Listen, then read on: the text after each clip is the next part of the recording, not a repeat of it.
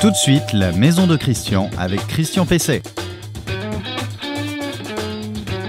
Eh bien, bonjour, ravi de vous retrouver dans cet épisode de la Maison de Christian. Comme vous savez, la seule émission consacrée à l'aménagement, à l'équipement, à la transformation, à l'extension de la maison ou de votre appartement, évidemment. Alors, vous retrouverez cette émission comme d'habitude le samedi matin sur le site reno-info-maison.com, sur la page Facebook dédiée, sur LinkedIn et sur les principales plateformes de podcast, et également sur une chaîne YouTube spécifique à l'émission.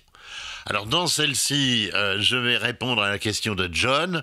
John qui se demande si les baies vitrées sont couvertes par la garantie décennale, car celle qu'on lui a posée coince dès qu'il fait chaud, ce qui est un petit peu embêtant. Alors mon coup de cœur produit, comme chaque semaine, eh bien il portera sur de nouvelles dalles de plafond en plaque de plâtre de chez Knauf. Vous verrez, c'est véritablement une nouveauté intéressante parce qu'en général les plaques de plâtre au plafond c'est pas terrible, et là c'est vraiment un nouveau produit très intéressant.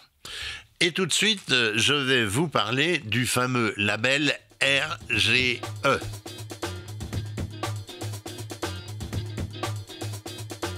Alors, vous m'entendez souvent parler du fameux label, de la mention RGE, 3 lettres, qui sont les initiales de reconnu garant de l'environnement. Alors, c'est un label que doivent posséder les entreprises de la rénovation énergétique, pour que vous puissiez bénéficier des aides du secteur, MaPrimeRénov' en tête, mais aussi les fameux certificats d'économie d'énergie, communément appelés les C2E. Petit rappel historique, le label RGE est apparu en 2011. Il signifiait alors reconnu Grenelle de l'environnement. Vous vous souvenez certainement de ces grandes réunions consacrées principalement donc à la rénovation énergétique et un certain nombre de questions écologiques. Alors, il avait été lancé par Jean-Louis Borloo lors de son Grenelle donc de l'environnement. Changement de majorité quelques années plus tard, le sigle reste, RGE, comme ça on n'a pas été perdu, le sigle reste, mais il signifie désormais reconnu garant de l'environnement. On est en 2013. Alors le label va de pair avec ce qu'on appelle l'éco-conditionnalité, c'est-à-dire un niveau de performance donné qui peuvent être évolutives en matière de performance énergétique et suivant les périodes avec des formules différentes aussi assujetties aux revenus des éventuels bénéficiaires. Alors, les entreprises qui prétendent à cette labellisation RGE doivent adhérer à une structure de qualification du secteur qui les concerne. Alors, on les connaît, on entend souvent parler. C'est par exemple Qualibat, Qualifelec, Eco-Artisan, Qualit ENR. Il y en a d'autres également. Ce ne sont que des exemples et les plus connus. Car le label, eh bien évidemment, il se décline en fonction aussi de la qualité et de l'activité de l'entreprise. Alors le label, il est délivré donc par l'organisme concerné dans le secteur précis qu'il accompagne. Alors les salariés de l'entreprise doivent ensuite suivre un stage régulièrement de qualification au RGE.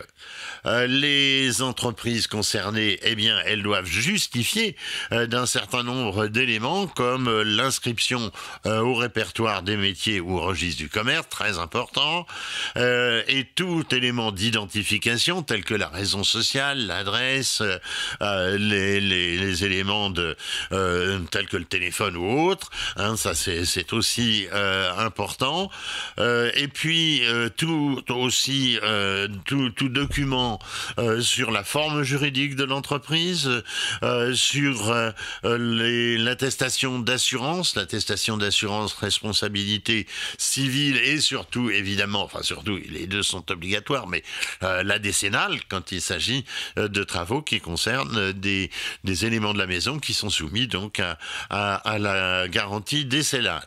Il doit y avoir aussi la qualification professionnelle et le domaine RGE des travaux concernés. Encore une fois, j'y reviendrai car il faut savoir qu'on n'est pas RGE dans tous les métiers. Ça serait plus simple. Mais non, c'est pas le cas. On n'est pas RGE dans tous les métiers parce qu'il existe aujourd'hui 19 catégories réparties en deux familles, ce qu'on appelle les systèmes et l'isolation.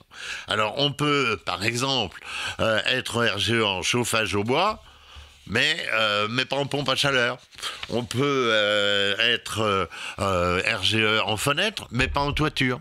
On peut être RGE en isolation du toit, mais pas des murs. Vous voyez, c'est un petit peu spécieux, hein.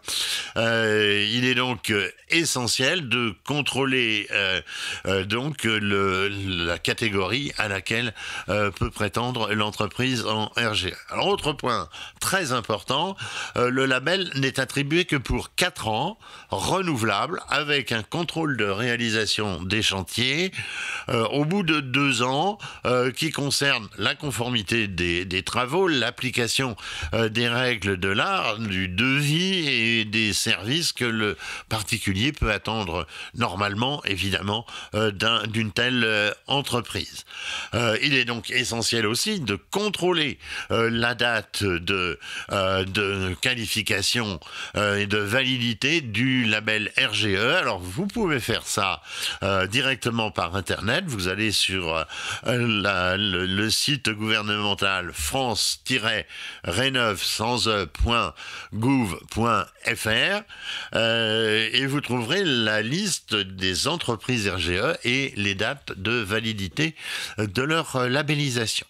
Alors, si tout se passe pas forcément comme on pourrait le souhaiter, eh bien, les particuliers peuvent faire des réclamations et des signalements.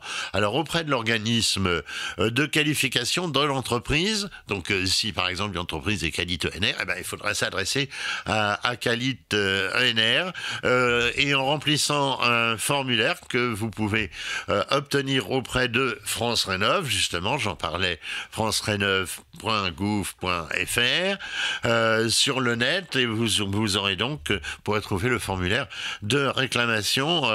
Alors la réclamation, elle peut aboutir à un retrait de l'entreprise du système RGE, à la suspension ou à l'interdiction d'accès à une ou plusieurs qualifications.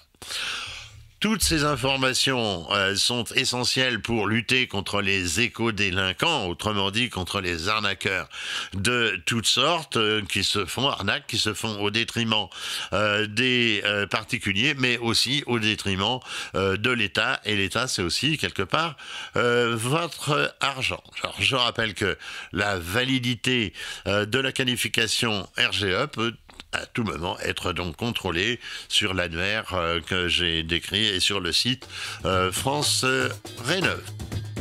Votre question à Christian Pesset.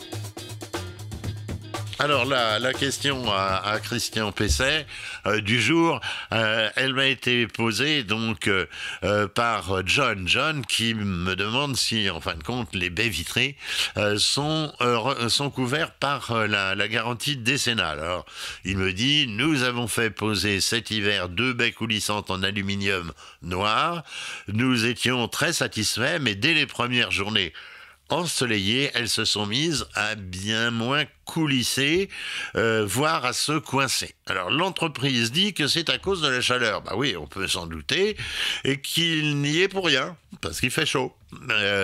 Et donc John me demande, est-ce que ça n'est pas couvert par la garantie décennale? Alors la garantie décennale, elle couvre évidemment les fenêtres, elles sont donc aussi couvertes de facto par la garantie dommage ouvrage, si vous l'avez consenti. J'y reviendrai une prochaine fois parce que c'est toujours un peu long d'expliquer l'assurance dommage ouvrage, mais vous trouverez toutes les explications sur le site renoinfomaison.com si nécessaire, ou sur le net en général. métal d'ailleurs. Alors le poseur, eh bien le poseur a raison quand il dit que c'est une question d'exposition.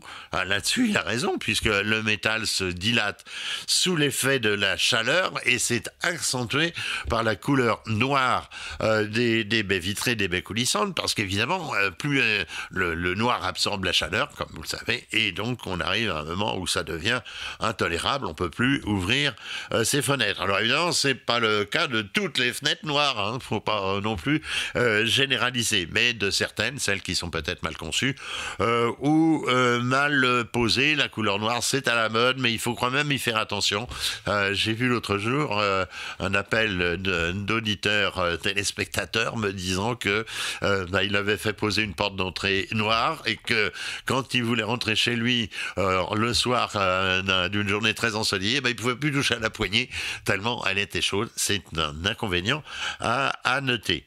Alors, si vous avez souscrit, j'en parlais là à l'instant rapidement, l'assurance dommage ouvrage, eh bien, votre seul interlocuteur est votre assureur et n'est pas l'entreprise qui a posé. Alors, pour faire jouer la garantie décennale, en revanche, si vous n'avez pas cette garantie dommage ouvrage, ce qui est dommage puisque c'est obligatoire, donc vous allez vous adresser directement cette fois à l'entreprise avec lettre recommandée accusée de réception en l'enjoignant de tout mettre en œuvre pour résoudre le problème. C'est au titre, vous pouvez noter, des articles 1792, 1792 et suivant du Code civil. Rappelez-lui que vous allez saisir son assurance professionnelle si vous la connaissez, mais normalement elle est sur la facture, et puis éventuellement celle du fabricant. Là c'est un petit peu plus compliqué, il faut déjà connaître la marque de l'huisserie.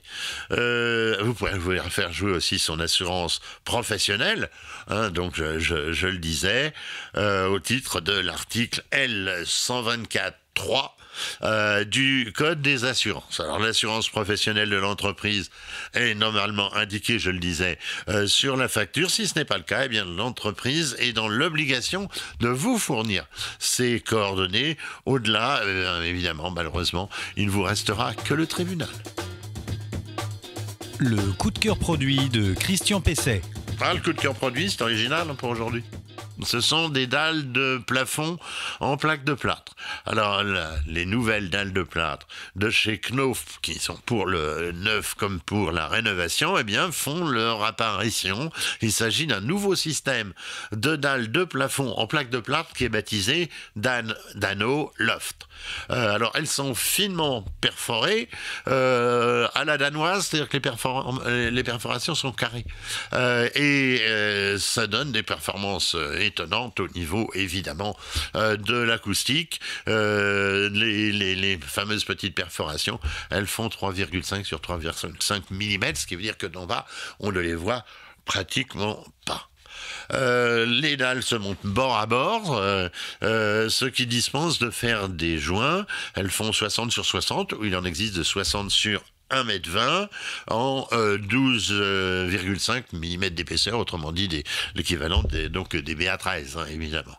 Alors, les ossatures seront espacées de 30 cm, c'est soit des ossatures métalliques, soit des ossatures bois que l'on peut visser directement dans un plafond béton, par exemple. Alors, les dalles, elles sont livrées peintes en blanc, mais elles peuvent être personnalisées en peinture, ou d'ailleurs, ce qui est intéressant, par impression numérique. Il faut voir ça chez Knauf. Bien sûr, vous pouvez les peindre vous-même si cela vous dit. Côté respect de l'environnement, on notera qu'elles sont constituées de 30% de plaques recyclées et qu'elles bénéficient de la technologie Cleaneo, qui est l'absorption partielle, vous le savez, des COV, les composants volatiles organiques.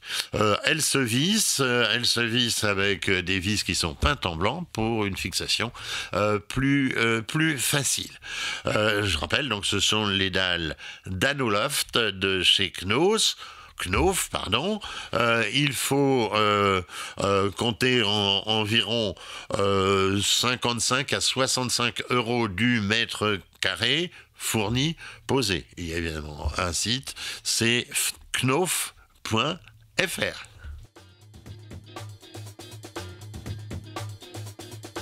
Eh bien, voilà, l'émission La Maison de Christian touche évidemment à sa fin.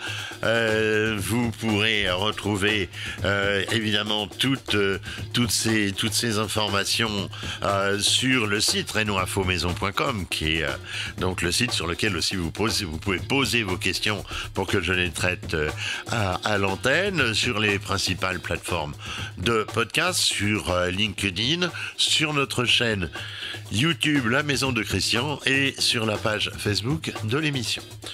Je vous souhaite de bien travailler pendant ce week-end, d'entretenir, de réparer, d'embellir, en vous rappelant toujours qu'il faut faire appel à des professionnels pour tout ce qui pourrait dépasser vos compétences et le temps aussi que vous avez à y consacrer. Je vous souhaite donc un bon samedi, une bonne semaine si vous nous écoutez plus tard, et je vous dis à la semaine prochaine.